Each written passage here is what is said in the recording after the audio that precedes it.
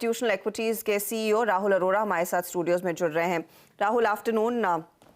अगर लगा था कि फ्राइडे थोड़ा ठंडा रहेगा, it's been a very chaotic Friday. पहले तो डेट म्यूचुअल फंड वाला इंडेक्सेशन वाला मैटर, फिर एसटीटी को लेकर केओस, और अब हम देख रहे हैं कि across the globe sell side की पोजीशंस मैग्नीफाई होती हुई, and it's led by Germany of course, क्योंकि डॉइचे बैंक के कुछ क्रेडिट डिफॉल्ट स्वैप्स में स्पाइक देखने को मिल रहा है। ये ऑफ कोर्स है, ये जो भी दिक्कतें आ रही हैं ये ग्लोबल मार्केट से ही स्टेम होती दिखाई दे रही हैं। Will it get much worse before it gets better? So first off good afternoon and thank you for having me on the show. तो जैसे आप अभी रेंज की बात कर रहे थे, तो आप देखिए जहाँ से ये मार्केट ग्राइंड डाउन होना चालू हुआ है, ये हर थोड़े दिन के बाद 500 पॉइंट में लोअर टॉप लोअर बॉटम बना रहा है। तो पहले आपका 18,000 से 19,000 का रेंज था, फिर वो 17.5 से 18.5 हुआ, फिर 17 से 18 हुआ, अब 16.5 से 17.5।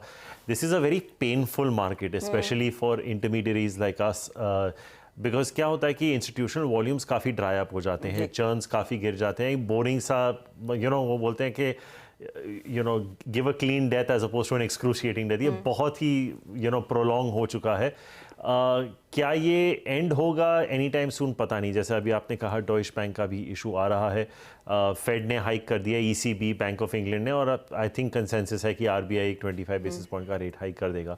लेकिन जो अभी यूएस बैंकिंग सिस्टम में और जो अभी आपको यूरोप में देखने को मिल रहा है, ये बहुत रीसेंट डेवलपमेंट्स हैं। अब इसका यहाँ पे आके कहना कि the worst is behind us, it may just be the beginning of something, वो हम आज की डेट में कॉल नहीं ले सकते। आपको याद होगा जब लीमन की क्राइसिस भी शुरू हुई थी, ऐसे ही हुई थी। Not that I am saying कि वहाँ जाएगी, बट आई एम सेइंग कि इसको राइट ऑफ कर देना कि ठीक है, हो गया, कुछ एसेट्स बिक गए, कुछ फंडिंग आ गई, एफडीआईसी ने स्टेप इन करके इंश्योर कर दिया। बट यही आशता जी के you've gone from one crisis to another.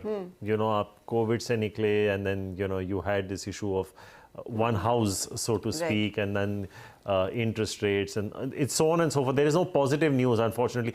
सबसे बड़ी जो पॉजिटिव न्यूज़ थी इंडिया के लिए थी, वो थी तेल के दाम। Correct, right. जो जब युद्ध शुरू हुआ था 120 के आसपास चला गया था, आज 70-75 के आसपास है, लेकिन वो इस तरह से नज़रअंदाज कर दिया गया।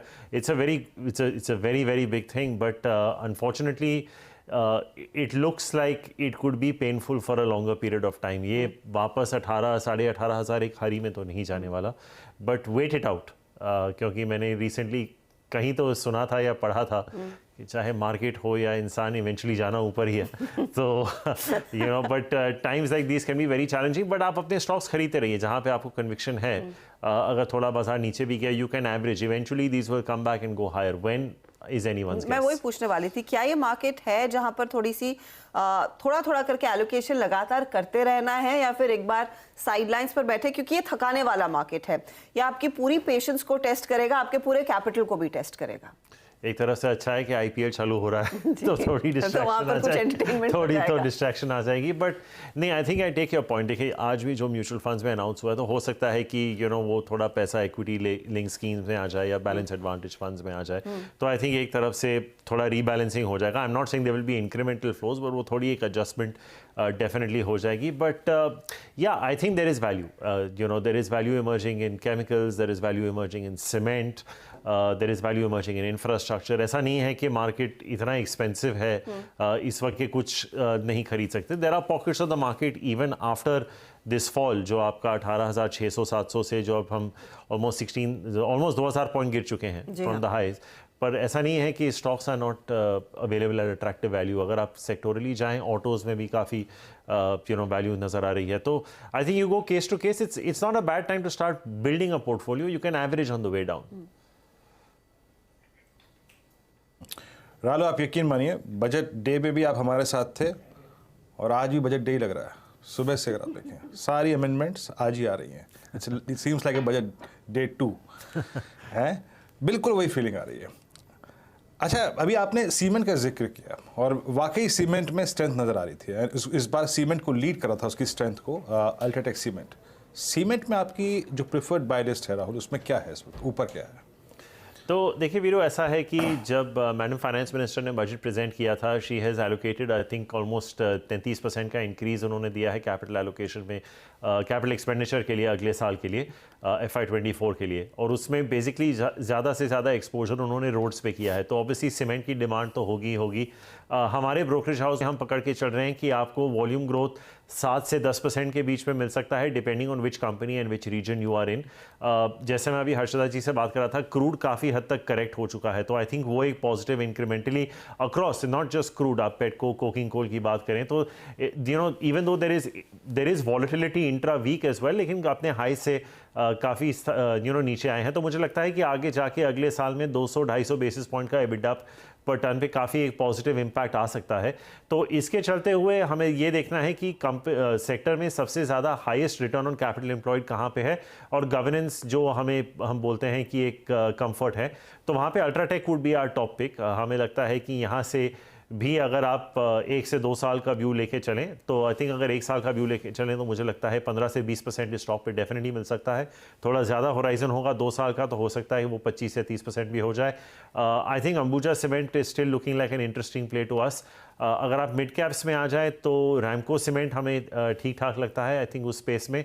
और अगर आप स्मॉल कैप्स में चले जाएं तो बिरला कॉप। आई थिंक अगर मैं मार्केट कैप को ब्रेक डाउन कर लूँ सीमेंट सेक्टर में, तो I think this is how I would play it. But this would definitely, I would advise आपके जो दर्शक हैं, this should be one of the significant overweight sectors in your portfolio for the next 1 year, because typically in a pre election year demand growth अच्छी होती है, और इस बार तो हमने ज़्यादा प्राइस हाइक्स भी नहीं देखे। तो अगर कंपनी थोड़ा प्राइस हाइक्स कर दें तो वो एक पॉजिटिव ऑपरेटिंग लेवरेज आपको वहाँ पे भी मिल जाता है। तो these are some names across market caps in the cement sector where at our broking house will be very positive. Okay, exactly. आप देखिए, आपने राहुल जी की प्रेफर्ड लिस्ट देखी, आई मीन सीमेंट में अल्ट्राटेक सीमेंट, बिरला कॉप और रैमको सीमेंट्स। नो डाउट जो कह रहे हैं कि आपको स्टैगर्ड वे में बाय करना चाहिए, not exactly in a single instance. Rahul, एक और चीज़ है, आप जब हम बजट स्पीच सुन रहे थे, कैपिटल गुड्स पे जो फोकस किया गया था, जो कैपेक्स की रकम थी उससे, और ये स्पेस चला भी, गजब चला। आई मीन एबीबी ने कल अपना ऑल टाइम हाई लगाया, सीमेंस ने अपना ऑल टाइम हाई ट्रेजेक्ट्री देखी, एलएनटी ने ऑल टाइम हाई ट्रेजेक्ट्री देखी। बट अब इन स्टॉक्स में क्या करना चाहिए, या फिर इस कैपेक्स की पूरी आई थिंक थीम को ज़्यादा बेटर है कि आप बैंकों के जरिए खेलें when entire capital good space is trading at all time high? आपका व्यू क्या है? It's not a bad idea Veeru. I think bank से तो खेल ही सकते हैं, बट जैसे मैंने कहा कि जो वित्त मंत्री ने अनाउंसमेंट की थी कैपिटल एक्सपेंडिचर की, वो ज़्यादा से ज़्यादा फोकस रोड्स की तरफ थे। तो अगर आप जैसे आपने कुछ स्टॉक्स का जिक्र किया, वो बेसिकली लार्ज कैप्स हैं। तो अगर मैं मिड एंड स्मॉल कैप्स की बात करूं तो names like PNC infra and KNR construction देख लीजिए, जहां पे order book to build ratio I think 2.5 से 3 के बीच में है। साल का उनका order flow I think KNR का 3,500-4 हज़ार रहता है, पीएनसी का आई थिंक 7-8 हज़ार करोड़ का रहता है।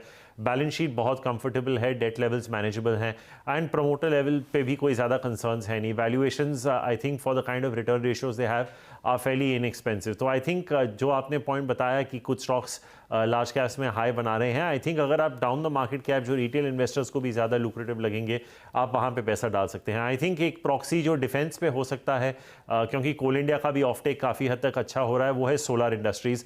ये स्टॉक कंसिस्टेंटली हाई बनाता रहता है, लेकिन आई थिंक अगर आप उसके रिटर्न रेशियोज देखें, I think almost return on capital employed, return on equity कुछ 25% के ऊपर हैं, मार्जिन भी 20% के ऊपर हैं। तो it is got a kind of an FMCG profile if you look at Solar Industries. तो उसमें आपको एक ट्रेडिशनल बिजनेस भी मिल जाता है कैपिटल गुड्स और एक्सप्लोजिव्स का, और डिफेंस का भी बिजनेस जो काफ़ी हद तक अभी ग्रो कर रहा है। आई थिंक 100-150 करोड़ के आसपास का उनका हो चुका है, and they are talking about very strong growth rates going forward. हालांकि वैल्यूएशन थोड़े एक्सपेंसिव हैं, लेकिन आप इस पर भी एक बहुत मुझे लगता है कि इंस्टीट्यूशनल होल्डिंग बहुत है सोलर इंडस्ट्रीज में, पर इसमें भी आप करेक्शंस पे एंट्री कर सकते हैं। तो it's not like everything has run away and everything is expensive. जैसे I was making the point a little earlier also कि हर एक स्तर पे आपको वैल्यू ढूंढना पड़ेगा और अच्छी अच्छी कंपनियां आपको मिलेंगी। तो आई थिंक अगर हम इंफ्रास्ट्रक्चर, कंस्ट्रक्शन और कैपिटल गुड्स की बात करें तो ये 3 नाम होंगे, पीएनसी, इंफ्रा, केएनआर कंस्ट्रक्शंस और सोलर इंडस्ट्रीज, जहां पे हमारा थोड़ा ज़्यादा झुकाव रहेगा। राहुल,